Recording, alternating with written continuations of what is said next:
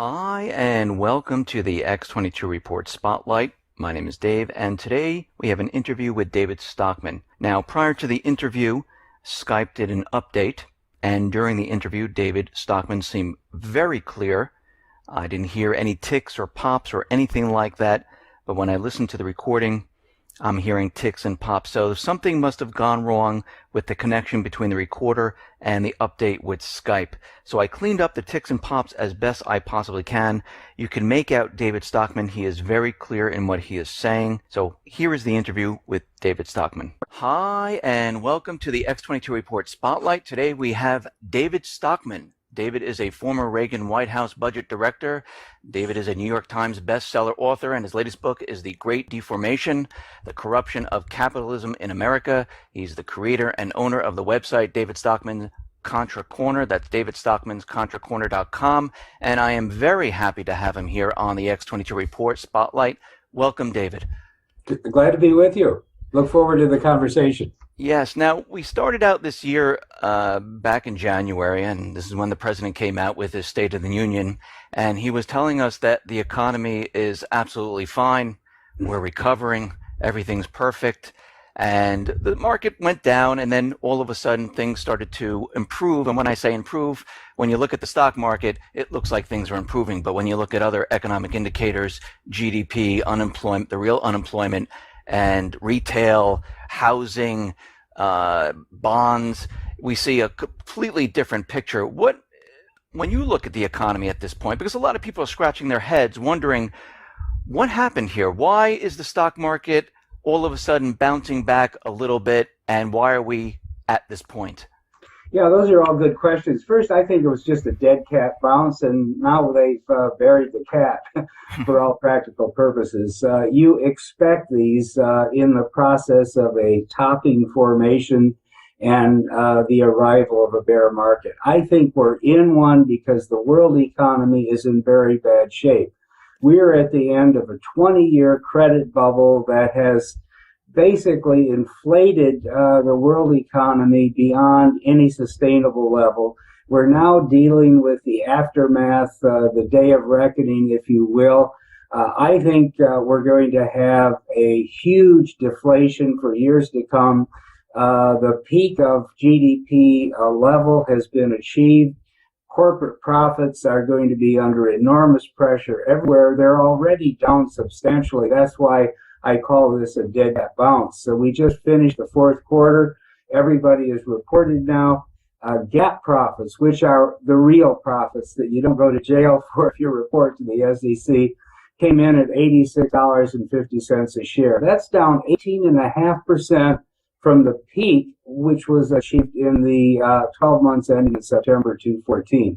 So when profits are down 18.5%, when we have a gathering global deflation happening everywhere. I just came back from a 10-day trip in China, and I can tell you that is the world's greatest Ponzi, and it's going to collapse one of these days.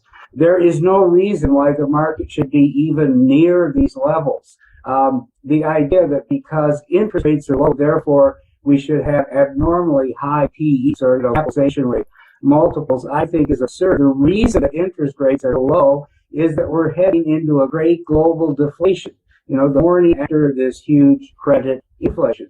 And that means there's danger ahead. That means profits are going to be under enormous pressures worldwide.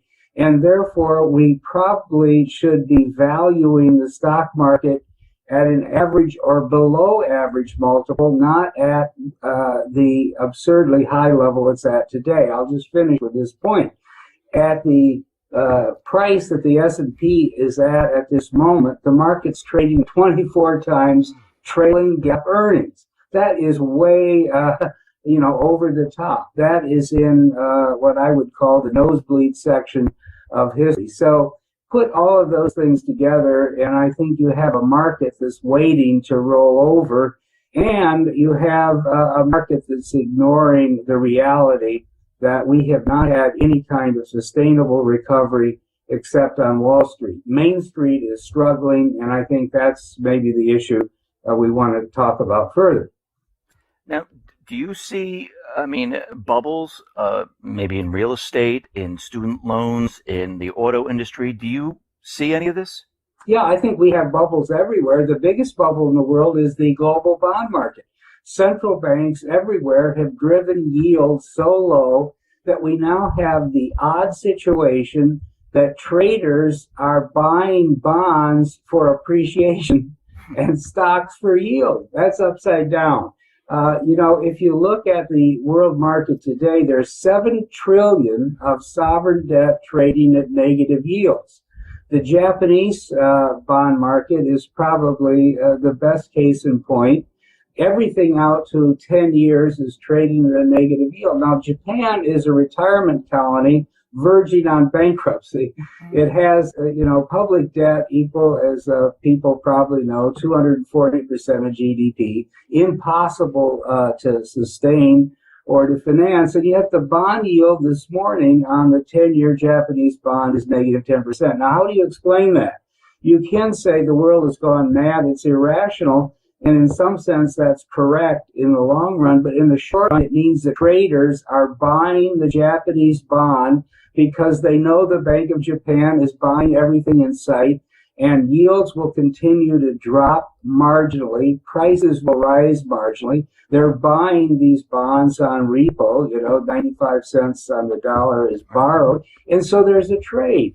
And this is what the evil of this massive central bank intrusion is all about. They have basically destroyed honest price discovery, accurate pricing in all the financial markets, and they created, I think, to answer your question, the mother of all bubbles in the bond market. Now that extends out then because government bonds are the benchmark or the yardstick on which, everything else is priced. And so junk bonds are dramatically overvalued, and we've got a huge junk bond correction in front of us. Real estate, by definition, is overvalued because it's priced off of cap rates, and the cap rate on sort of prime real estate today in the big markets, LA, New York, London, Shanghai for that matter, is 2 to 3 and 4%. Those are absurdly low cap rates, but they're derived from a global bond market that has been, as I say, totally destroyed and repressed by the central bank. So we have a real estate bubble, we have a junk bond bubble. Even in the case of autos that you mentioned, we have basically loaned money to anybody who, as I say, can fog a rearview mirror. And so we've had, since the bottom, car sales are up about 300 billion at an annual rate. Automotive debt is up by roughly 300 billion at an annual rate. So yes, we've had a big bounce back in car sales, but I think we have now basically reached a peak, and that is beginning to roll over too, because you can't loan money to people who are not creditworthy, even at today's lax standards. Now, I don't know if you saw this, but Obama is to make it easier for Yes. people to get mortgages, where the government's going to guarantee a lot more of these. Now, if when this recovery that he keeps talking about, why would they do this at this point? Yeah, well, I think it's the same old thing. We never learn any lessons. I think it's the bigger picture that we need to get a grasp on, and that is the mainstream opinion on Wall Street in Washington, let's call it the I-95 corridor, is that debt is the magic elixir that makes economic life go and economies grow and wealth to increase and so forth, and that is fundamentally wrong. We are tapped out everywhere in the world, but particularly in the United States. We're at peak debt. If you look at public and private debt, household business, finance, and non-finance business, it's, as you might know, $62 trillion today. That's 3.5 times GDP. That's off the charts, the highest level we've ever been at. And the economy is simply sinking under the weight of all that debt. Yet, policy is oriented to somehow finding a way to encourage people to borrow more. That's what this housing thing's all about. Every creditworthy person that wants to buy a house has bought a house. every credit or non-credit worthy person, household that wants to buy a car has. And yet the Fed sits there and says we don't dare allow the money market rate to rise above 38 basis points. And we have the Congress and the Obama White House saying, gee, we just need to get people to borrow some more money so we can get this economy moving. It's all a huge error. It's been going on now for 20 or 30 years. I think we're at the end of, we're at the end of the rope on this thing, and we're going to be facing some pretty unfortunate consequences as we go forward. Now, Japan, Europe, they're all in negative interest rates right now, and the Fed increased the interest rates here in the U.S. Where do you think they're going to go with the interest rates here in the United States? Do you think they're going to increase them once again, or do you think they're going to bring them back to zero or negative? Well, those are all the questions. On the negative, I think it will not happen here. It's kind of absurd to think that you're going to essentially charge people to save money. That's really confiscation of wealth. And my point is, in the United States, if they cross that line, right now they're already savaging savers. Now, when you have a 38 basis point money market rate or less than 30 basis points on, let's say, a 6-month CD, you're basically setting people who've spent their life prudently saving and want to keep their funds in a available liquid form. If you cross the line, though, and go into negative, that will be a screaming statement that the central bank in Washington is confiscating the wealth of Main Street America. And I think some politician, maybe he's called the Donald, will react rather violently and loudly to an effort of that sort.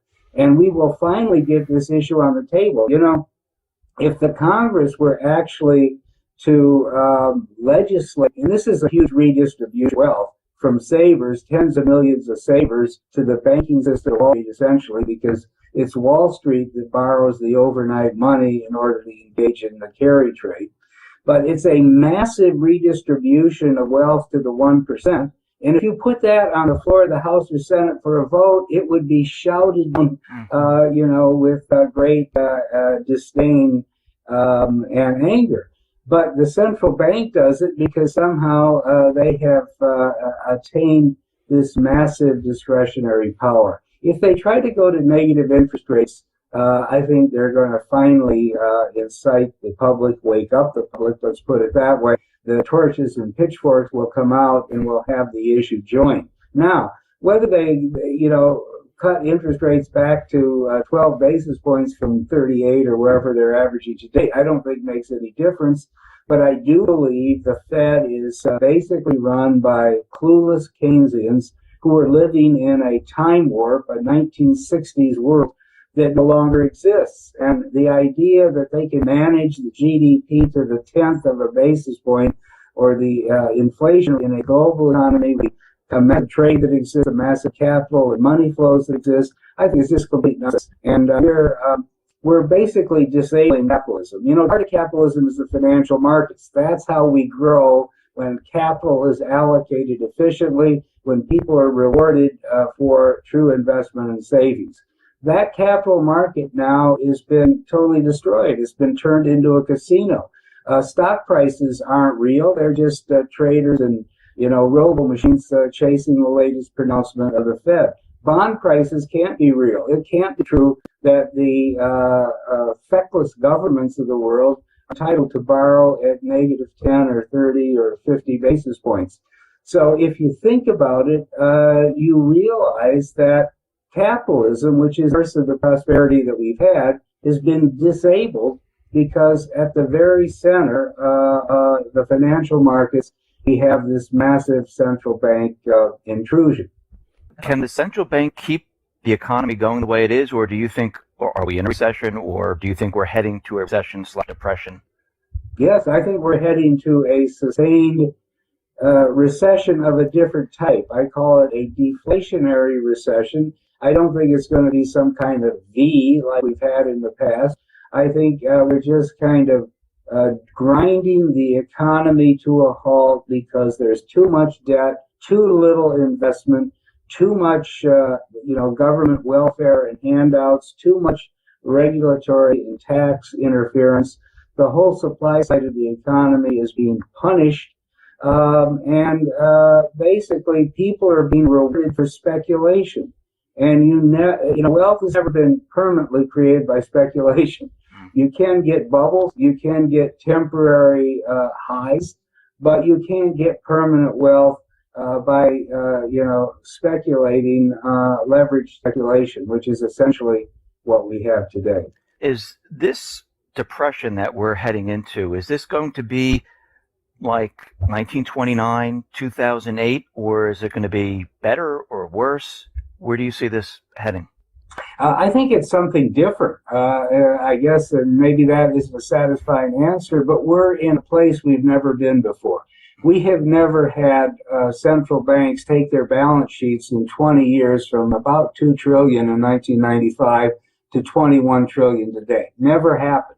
We have never gone through 87 months of effectively zero money market rates, even during the lowest point of the 1930s. You can check all the facts.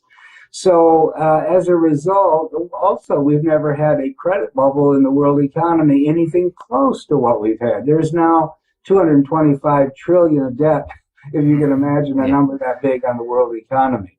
So what I think that led to was a one-time boom that now is going to unwind.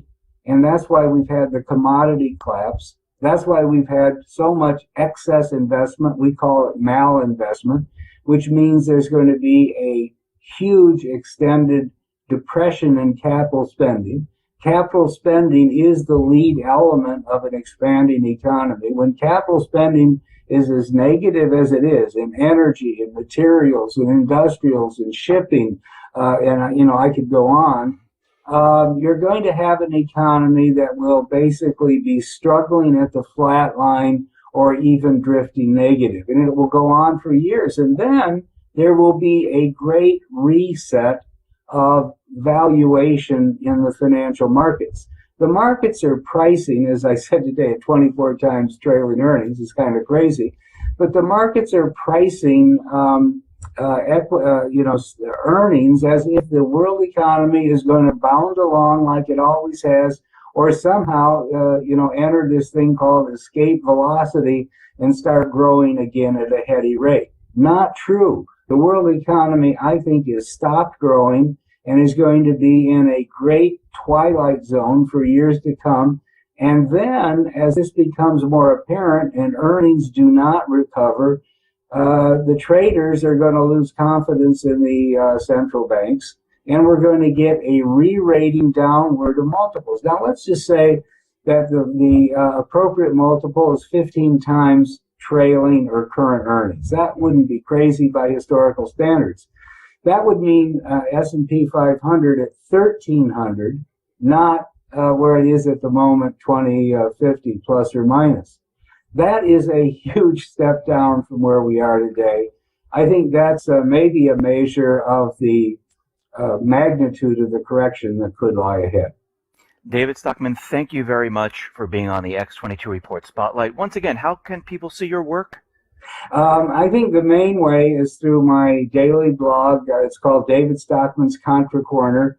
You can Google it. We put up 10 articles a day. I usually write one myself. And there's an email distribution you just click on and you can get it daily. Thank you very much for being on the Spotlight. Great. Glad to be with you. Thank you.